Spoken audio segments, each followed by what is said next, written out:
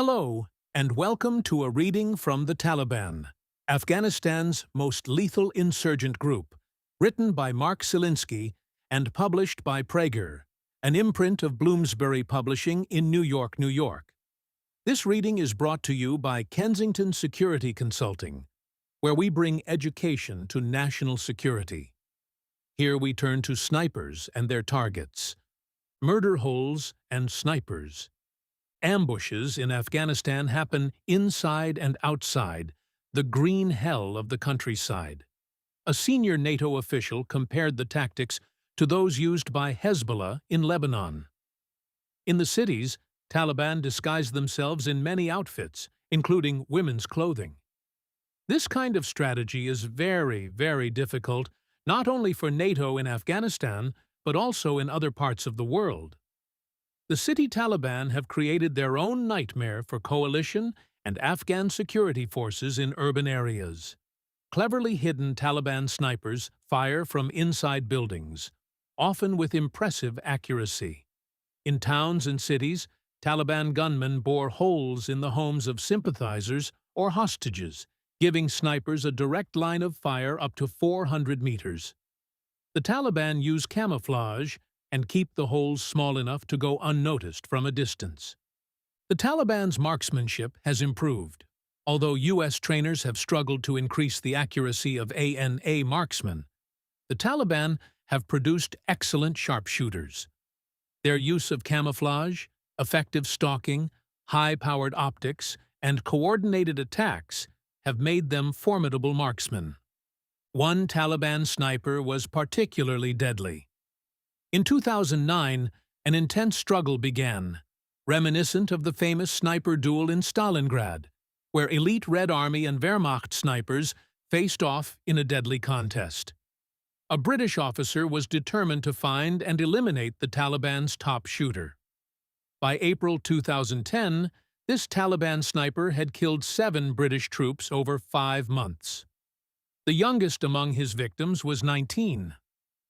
"Their sniper is giving us real problems, and we've not yet figured out how to take him out," said a British officer. 3 of the sniper's victims were British sharpshooters. Coalition leaders are convinced that Taliban snipers are being trained outside Afghanistan.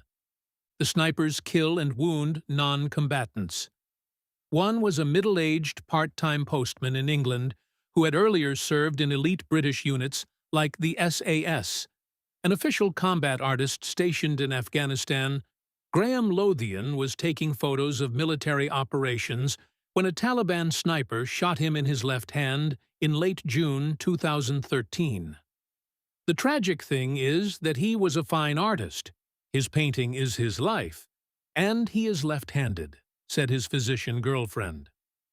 There is one case of a Taliban sniper killing 2 British soldiers with a single bullet. These soldiers were on a mission to find and kill Taliban snipers, but instead they became prey. Taliban snipers are effective in cities where they can hide more easily. Sometimes Taliban snipers reveal their positions, which prove to be deadly mistakes. A British lieutenant explained that Taliban place wet leaves around their firing holes so dust doesn't escape, but sometimes it doesn't work. One of these guys, Taliban, used a firing hole to shoot one of my guys, so we used a guided missile to take him out. But coalition snipers are often the match of their Taliban counterparts.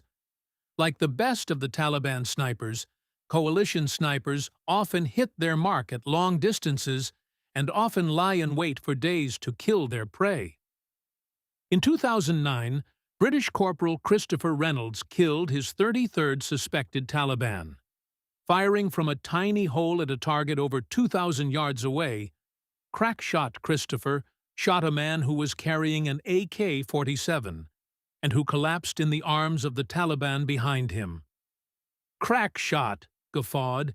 He delivered a lead sleeping pill. I was quite proud of that. It is the longest record kill in Afghanistan. I am going to use that fact as a chat-up line in the pub when I get back home. He did, and it scored him a girlfriend. Thank you for listening to this excerpt from The Taliban, Afghanistan's most lethal insurgent group.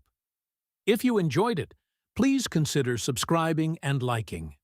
Nothing in this book reflects the official position of any individual or agency of the United States government. On behalf of Kensington Security Consulting, thank you for listening.